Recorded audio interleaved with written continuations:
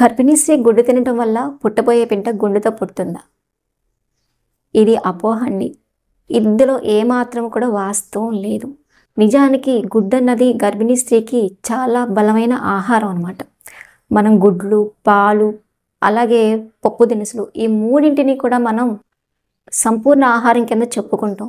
ఎందుకంటే మన శరీర ఎదుగుదలకు కావాల్సినటువంటి అమైనో యాసిడ్స్ ఏవైతే ఉన్నావో అవి ఇందులో పూర్తిగా లభిస్తూ ఉంటాయి. ఏదైనా ఆహారం తీసుకున్నట్లయితే కొన్నింట్లో కొన్ని రకాల అమైనో యాసిడ్స్ ఉండవు, కానీ ఈ మూడింట్లో చక్కగా మనకు కావాల్సిన అమైనో యాసిడ్స్ అన్నీ కూడా చక్కగా దొరుకుతాయి. గుడ్డులో ఏవైతే ప్రోటీన్స్ ఉంటాయో అవి చాలా నాణ్యంగా ఉంటాయి. ఈ ప్రోటీన్స్ మన శరీరం చాలా తొందరగా గ్రహించగలుగుతుంది.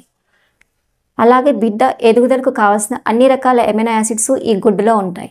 మెదడు యొక్క పనితీరును మరియు జ్ఞాపక శక్తిని మెరుగుపరచడానికి కోలిన్ అన్నది చాలా అవసరం. మనకి ఈ కోలిన్ అన్నది గుడ్డులో చాలా పుష్కలంగా లభిస్తుంది.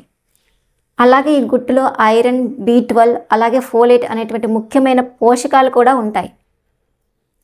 ఇవి గర్భిణీ స్త్రీకు మరియు పెరుగుతున్న బిడ్డకు చాలా అవసరం. అందుకని గర్భిణీ స్త్రీలు గుడ్డును ఖచ్చితంగా తినాలి, అయితే మితంగా తినాలి.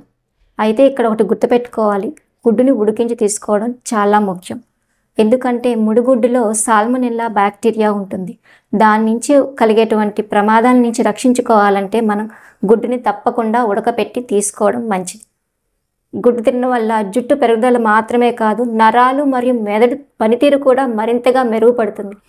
ఇన్ని లాభాలున్నటువంటి గుడ్డుని అపోహలతో దూరం చేయకుండా రోజు ఒక గుడ్డు తినండి.